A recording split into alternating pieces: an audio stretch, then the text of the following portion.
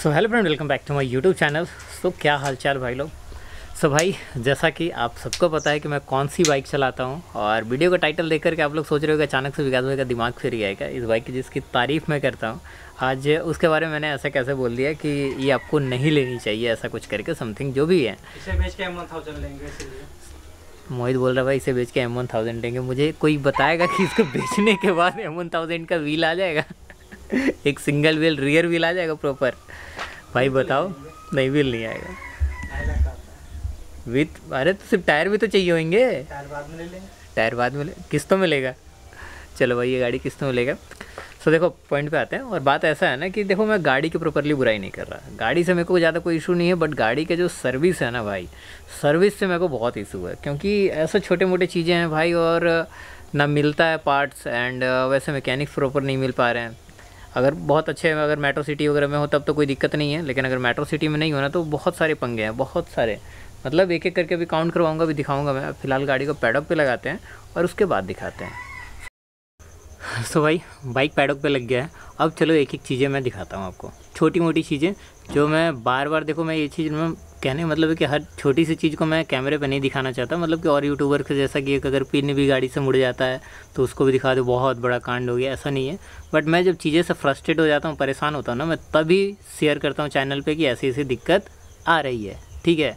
और भाई मेरे को सिर्फ देखो कंटेंट हर किसी को चाहिए, बट ऐसा नहीं है कि मेरे गाड़ी में अगर एक स्क्रैच लगेगा तो ये क्या हो गया।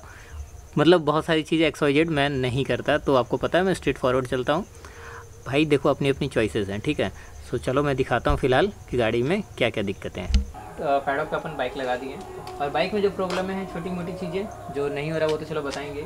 बट देखो एक चीज़ और बताना चाहूँगा, ये देखो मेरे पास है WD-40, ठीक है। अगर आप इसे जानते हो तो बहुत अच्छी बात है, नहीं जानते तो एक छोटा सा ब्रीफ बता देता हूँ इसके बारे में। बेसिकली ये रस्टिंग वगैरह हटाने के काम आता है। रस्टिंग वगैरह, अगर कोई लॉक वगैरह, कोई भी बोल्ट वगैरह जाम हो गया है, एकदम प्रॉपर जैम है, तो उसमें मार दो, क्लियर हो जाएगा, ठीक है, ओपन हो जाता है ईजिली।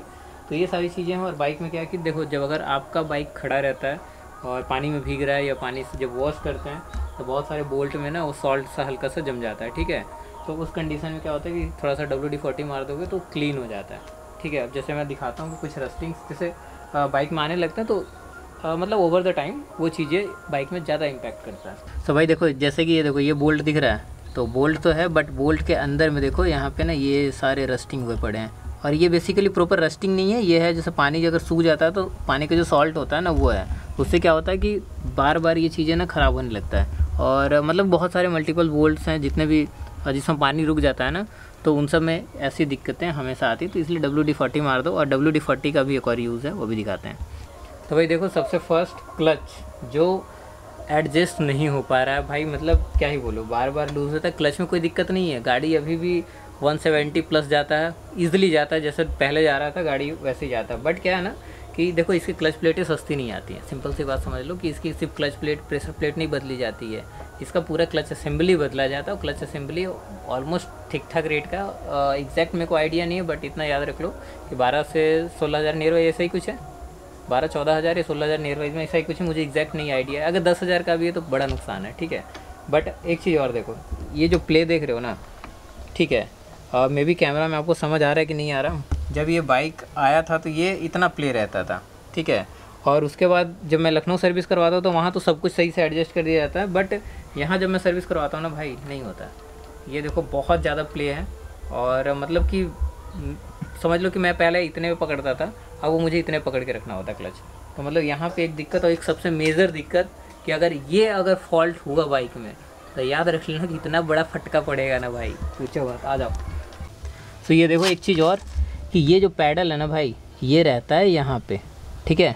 और ये देखो, ये इतना लूज़ होता है, इतना लूज़ होता है। इसके लिए भाई मैंने इसको टाइट वगैरह भी किया 2 बार, उसके बाद भी लूज़ हो जाता है। कंपनी में मैंने बोला कि गियर आर्म चेंज कर दो, तो यहाँ पे मतलब सर्विस सेंटर में आर्म चेंज करने के लिए बोला। ये जो आपको दिख रहा है ना एक छोटा सा पार्ट, इसे बोलते हैं गियर आर्म, तो इसे चेंज करने के लिए बोला, तो इनके पास पार्ट्स नहीं थे, तो भाई वहाँ चेंज नहीं हुआ। अब इससे दिक्कत क्या है ये भी बताता हूँ आपको, ठीक है। इससे दिक्कत ये है कि अगर मान के चलो कि यहाँ से अगर अपना गियर शिफ्टिंग रॉड अगर ख़राब होता है, तो मान लो कि पूरा वो इंजन खुलेगा तभी वो गियर शिफ्टिंग रॉड चेंज होएगा। ये मतलब एकदम दिमाग में मेरे हिट कर रहा है। बाइक चलाने से पहले मेरे को बड़ा सोचना पड़ रहा है, क्योंकि अभी रिसेंटली इसको मैंने टाइट किया था और उसके बाद भी सेम इशू है। देखना एक चीज़ और ध्यान देना कि जो गियर आर्म है ना भाई, ये लूज़ होकर के यहाँ आ जाता है, मतलब बाहर आ जाता है। अभी इसको मैं जैसे ही हल्का सा प्रेस करूँगा ये देखो, ये देखो वापस चला गया। अब मेरा गियर लीवर का जो पोजीशन है ना एकदम सही हो गया। ये देखो गियर लीवर का पोजीशन अभी फ़िलहाल यहाँ है, अभी जैसे ही बाहर आएगा ना, ये देखो यहाँ चला जा रहा है। तो ये जो दिक्कत है यहाँ पे जो मूव करता है ना, इससे इसका भाई जो इसमें लहर बने होते हैं वो अगर मिस कर गया तो सबसे बड़ा बवाल हो जाएगा। तो चलो ये WD-40 और इसको क्लीन करते हैं पहले। उसके बाद अपने पास टूल है, टूल से ओपन करेंगे, इसको थोड़ा सा लूज़ करके अच्छे से फिट करेंगे और वापस से इसको टाइट करेंगे, ठीक है।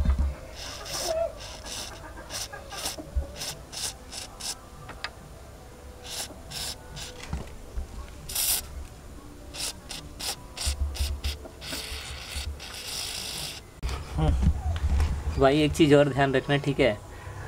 मुर्गी का आवाज़ इग्नोर करना, हम लोग नवरात्रि में नहीं खाते इसलिए बोल रहे हैं, ठीक है। अब देखो भाई मैं गांव में हूँ, यहाँ पे लोग मुर्गियाँ सब पाल रखे हैं, तो भाई सब घूम रहे हैं चारों तरफ, मेरे बाउंड्री में आ रहे हैं, उनको भगा रहा हूँ तब रिकॉर्ड कर रहा हूँ, क्या ही करूँ। तो भाई बहुत सारी चीज़ें हैं एंड चलो तो पहले इसको अपन खोलते हैं।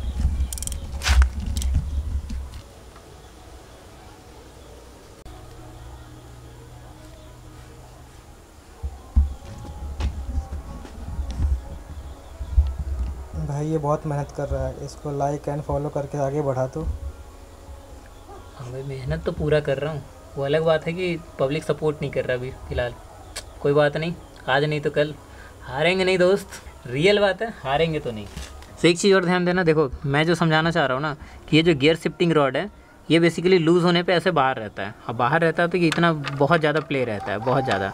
बट ये अगर प्रॉपर फिक्स होगा ना तो ये देखो ये प्रॉपर ऐसे अंदर रहता है और आराम से गियर शिफ्ट होता है, आराम से। यहाँ पे प्रॉपरली फिक्स करने का पोजीशन वगैरह सब दिया हुआ है, उस पोजीशन के अकॉर्डिंग से इसको लगाया जाता है। यहाँ पे एक मार्क है, अगर आपको दोबारा से इसे खोल के लगाना है तो ध्यान रखना यहाँ पे एक मार्क है और यहाँ पे एक मार्क है, इन दोनों को सेंटर में करके वापस से फिक्स कर सकते हो। तो ये सारी छोटी छोटी चीज़ें हैं और इन सब चीज़ों का अगर बड़ा बाइक लेते हो तो ध्यान रखना होता है, ठीक है।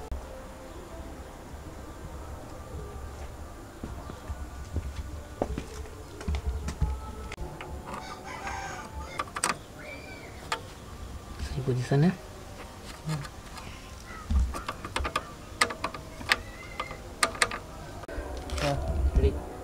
तो भाई देखो मैंने इसको कर दिया फुल टाइट, ठीक है। अब देख लो पोजीशन, देख लो इस वीडियो में, देख लो ये देखो ये कितना बाहर है। ऑलमोस्ट मान के चलो ना तो ये 2 से 2 mm आराम से 2 से 2.5 mm बाहर है ये अपना रॉड गियर आर्म से, ठीक है। और ये देखो ये पोजीशन अब प्रॉपर फिक्स है, ठीक है। अब ये देखते हैं कि चलते चलते ये लूज़ होता है कि नहीं, क्योंकि भाई ये मैं 2-3 बार ऑलरेडी टाइट कर चुका था बट फिक्स नहीं हो रहा था। सर्विस सेंटर वालों को बोला तो चलो चेंज भी करने के लिए मैंने बोला चेंज कर दो, बट पार्ट्स नहीं है उनसे, ये फिक्स नहीं हो रहा था।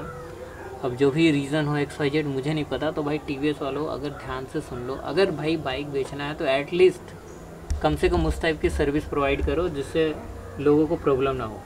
फ़िलहाल इस बाइक को मैं चला रहा हूँ, मुझे प्रॉब्लम बाइक से नहीं है, बट आपकी जो सर्विस है ना भाई एकदम मतलब वाहियात टाइप की है। कुछ कुछ जगहों पे, मैं हर जगह नहीं बोलता, मेट्रो सिटी जैसे लखनऊ अगर अपन जाते हैं सर्विस करवाने, वहाँ पे सारा काम होता है। तो देखो भाई सीधा सीधा मोरल ऑफ द स्टोरी, कि वीडियो का टाइटल मैंने ऐसा डाला कि आपको अपाचे RR310 नहीं लेनी चाहिए, कि आपको एग्जैक्टली नहीं लेना चाहिए अगर आपके पास आपके नियर वाइज में घटिया सर्विस स्टेशन है तो, ठीक है। अगर अच्छा सर्विस स्टेशन है अब बिल्कुल लो, बाइक में कोई दिक्कत नहीं है, बट ध्यान रखना भाई इसकी सर्विस, अगर आपके पास घटिया सर्विस स्टेशन है तो बाइक बिल्कुल लेने से पहले सोच लो 10-20 बार, जितने बार सोचना है सोच लो। क्योंकि अगर देखो भाई एक अच्छी बाइक अगर बेकार मैकेनिक के हाथों में चला जाता है ना तो बाइक की ऐसी तैसी हो जाती है, फिर हम बाइक को गाली देते हैं। बाइक में कोई प्रॉब्लम नहीं है भाई, बाइक अभी 20-22 हज़ार किलोमीटर चलने के बाद भी उसी स्पीड से उसी रफ्तार से 170 जा रहा है, तो मेरे को कोई दिक्कत नहीं है, बाइक से कोई भी इशू नहीं है।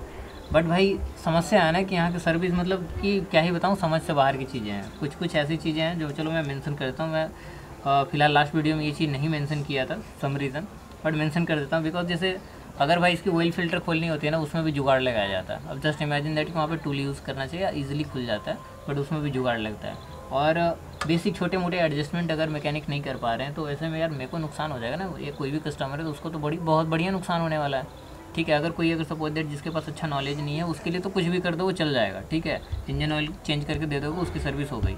लेकिन भाई जो बाइक से प्यार करता है ना उसको बाइक के बारे में भी पता होता है। तो मैं भैया अपने बाइक के बारे में बहुत कुछ जानता हूँ, तो भैया बाइक से मतलब मैं नहीं चाहता हूँ कि बाइक में कोई ऐसा दिक्कत है। भाई मैं हर छोटा छोटा चीज़ का ध्यान रखता हूँ अपने बाइक में। तो ऐसे में भाई देखो, एक ये बहुत बड़ा पॉइंट है। अगर किसी के बाइक में हो रहा होगा तो भाई खुद से केयर करना सीख लो। एक छोटा मोटा टूल आता है, देखो इस टाइप का, 54 या 42 पीसेस का जो भी सेट आपको लेना आप ले लो। बेसिक पूरी गाड़ी का एडजस्टमेंट आपको इस टूल से हो जाएगा। तो ये टूल ऑलमोस्ट मान लो कि 500-600-700 ऐसा जैसा आपका बजट है वैसा आप ले सकते हो। स्टैनली का लोगे तो 1400 रुपये में मिल जाएगा, 1400-1600 में मिल जाएगा। WD-40 रखो, अपना चेन लूब रखो, बेसिक चीज़ें अपने पास रखो और एडजस्टमेंट करना सीखो बाइक में। उसके बाद ही ये बाइक करो। ध्यान रखना, अगर इससे बड़ी बाइक लेते हो तब तो बहुत बड़ी बात है। अगर ये बाइक भी ले रहे हो तो ये सारी छोटी मोटी चीज़ें खुद से करनी आनी चाहिए, तभी ये बाइक आप अफोर्ड कर सकते हो। रूरल एरियाज़ में कहीं बाहर हो तब, अदरवाइज़ अगर मेट्रो सिटी में हो तो आंख बंद करके बाइक लो यार, बाइक में कोई दिक्कत नहीं है। और एक क्लच का मैंने बताया, क्लच से भी सेम पंगा है। दूसरी इंपॉर्टेंट कि भाई इसमें डिस्क ब्रेक से थोड़ा सा आवाज़ आ रहा था, वो प्रॉब्लम भी सॉर्ट आउट नहीं हो रहा था। तो फाइनली उसको खोल करके कैलिपर को मुझे एक पिन, बस उस पिन का पोजीशन हल्का सा लेफ़्ट राइट करना था। आप जानते होगे जब डिस्क पैड लगाते हो तो उसके पीछे पिन या पत्ती बोल लो, जो भी बोल लो, एक स्ट्रिप सा लगा होता है, उसको थोड़ा सा एडजस्ट करना था। वो भी प्रॉब्लम मेरा फिक्स हो गया था। ठीक है, तो देखो कहने मतलब ये सारी चीज़ें मैकेनिक को करनी चाहिए, बट मैकेनिक ये सारी चीज़ें नहीं कर पाता है। इससे भाई मतलब लॉन्ग टर्म में मेरे को बहुत, मतलब लॉन्ग टर्म में मुझे क्या किसी को भी दिक्कतें आ सकती हैं। सपोज दैट जहाँ रिपेयर का है, जहाँ मुझे ब्रेक पैड चेंज करना है, वहाँ पे पूरा कैलिपर बदलना पड़ जाए। तो ध्यान रखना कि जिसका ब्रेक पैड भाई 2000 का आता है तो उसका कैलिपर कितने का आता है, आइडिया लगा लेना। ठीक है, तो भाई देखो इस वीडियो में सिंपल सा बात, कोई हेट नहीं फैला रहा था इस बाइक को लेकर के। बट बाइक को लेना बड़ी बात नहीं, बट लेने के बाद इसको मेंटेन करना बहुत बड़ा चैलेंज, बहुत बड़ा सिरदर्द है। अगर आपके पास पैसे हैं तो भी, कहने में तो आपके पास पैसे हैं ना, बट अगर आपको ये सारी बेसिक चीज़ें अगर नहीं समझ आएंगी ना, तो याद रखना कि बाइक में बहुत अच्छा नुकसान होने वाला है लॉन्ग टर्म में आकर के। तो इन सब चीज़ों का ध्यान रखना। बाइक लेना है बिल्कुल आंख बंद करके लो, बाइक में कोई दिक्कत नहीं है भाई। मैं इसको चला चुका हूँ, बहुत अच्छे से चलाया हूँ। बेसिक टूल्स वगैरह अपने घर में रखो और इसका भाई खुद से ध्यान रखना सीखो, तभी ये बाइक आप अफोर्ड कर सकते हो। अगर आप किसी मेट्रो सिटी से बाहर के हो तो, अगर मेट्रो सिटी में हो तब तो अब मैंने बता ही दिया कि बाइक आराम से ले सकते हो, कोई दिक्कत नहीं है। तो बस फिलहाल वीडियो में यहीं तक भाई, वीडियो यहाँ तक आपने देख लिया है। अगर वीडियो अच्छा लगता है लाइक करना, कोई भी ऐसा सवाल सुझाव कुछ भी है तो प्लीज़ कमेंट करके पूछ सकते हो, मैं बता दूंगा। ठीक है, एंड बस फिलहाल मिलेंगे किसी नेक्स्ट वीडियो में, तब तक के लिए भाई राइडिंग पहनो, हेलमेट पहनो, सेफ राइड करो और ध्यान रखो अपनी बाइक का मैकेनिक खुद बनो।